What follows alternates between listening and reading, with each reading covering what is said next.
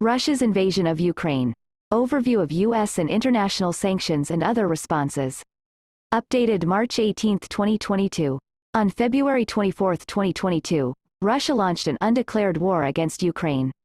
The United States and countries around the world have condemned Russia's unprecedented military aggression as unprovoked and unjustified. The United States, the European Union, EU, and member countries of the EU and NATO have provided or pledged new military assistance to Ukraine, $1.35 billion in immediate U.S. security assistance since the start of the war. Members of legislatures, local governments, businesses, and publics in the United States and elsewhere have expressed support for Ukraine and have condemned Russia's invasion. Many U.S. and other companies have suspended or withdrawn operations in Russia. On March 2, 2022, the UN General Assembly voted 141 to 5 to demand Russia, immediately, completely and unconditionally withdraw from Ukraine. 34 countries, including China and India, abstained. Since December 2021, the United States and others have warned Russia's leadership that severe sanctions would follow a new attack on Ukraine, which Russia first invaded and partially occupied in 2014. The United States, the EU, and others imposed an initial round of sanctions on February 21–23, 2022, in response to Russia's alleged recognition of two areas in eastern Ukraine as independent. Since Russia launched its attack on February 24, the United States, the EU, and others have imposed a series of increasingly severe sanctions. Congress has provided substantial support for Ukraine since the start of the war. The Ukraine Supplemental Appropriations Act, 2022, PL 117–103, Division N, provided $13.6 billion in humanitarian, security, and economic assistance for Ukraine and neighboring countries. The House and Senate have agreed to resolutions supporting Ukraine, H. Res. 956, and condemning Russian atrocities, S. Res. 546. Dozens of other bills and resolutions intended to respond to Russia and support Ukraine are before Congress, including the House passed H.R. 7108, which would suspend permanent normal trading relations treatment for Russia and Belarus. On March 16, 2022, Ukrainian President Volodymyr Zelensky addressed Congress virtually. U.S. sanctions. Recent rounds of U.S. sanctions and related actions could have a greater impact than sanctions the United States has imposed on Russia to this point. See CRS Report R 45415, U.S. Sanctions on Russia. Sanctions and related actions the United States imposed from February 21 through March 17, 2022, include the following. For more information on several key sanctions, see CRS in Focus IF 12062, New Financial and Trade Sanctions against Russia.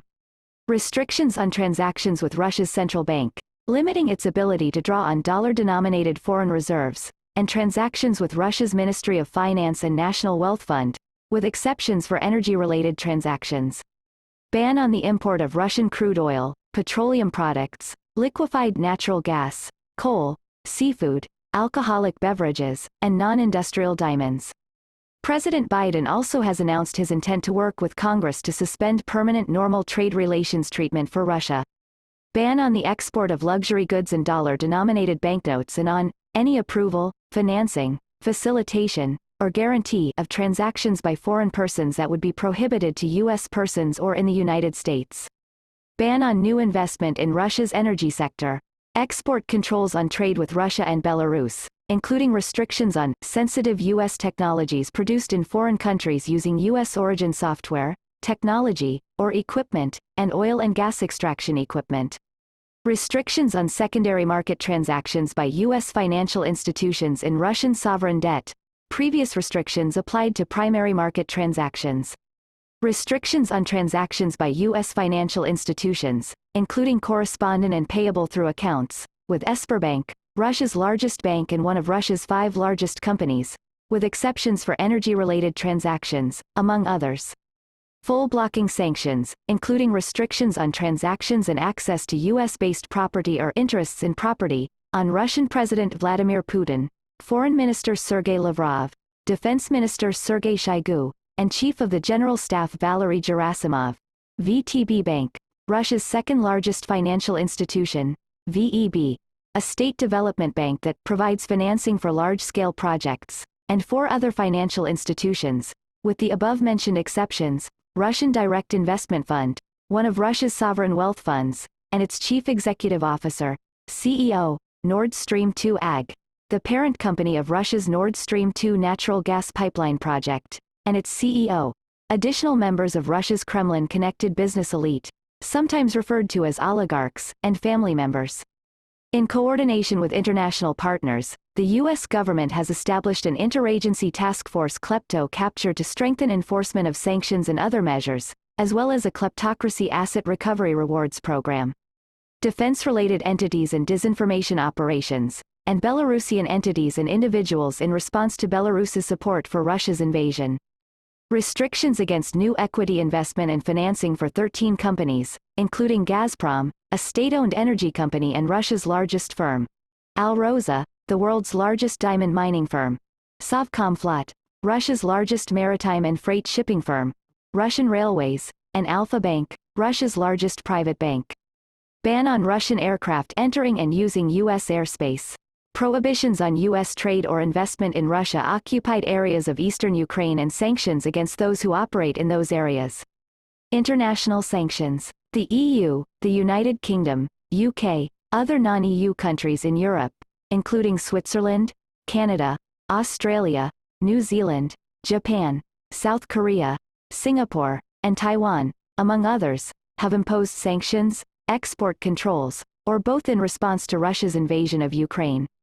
Many sanctions imposed by other countries are identical or similar to U.S. sanctions, including restricting transactions with Russia's central bank, suspending preferential trade treatment, and airspace bans.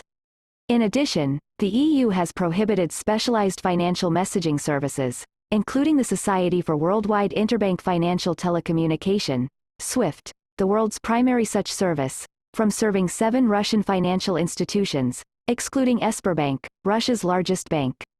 The EU and the UK have imposed sanctions on hundreds of Russian legislators for supporting Russia's alleged recognition of the separatist areas of eastern Ukraine and have suspended broadcasting of Russian state-owned network RT. The EU also suspended Sputnik, another state-owned network. 2 days before Russia's attack, the German government suspended certification of the Nord Stream 2 pipeline, preventing it from becoming operational. Author information. Corey Welt, specialist in Russian and European affairs.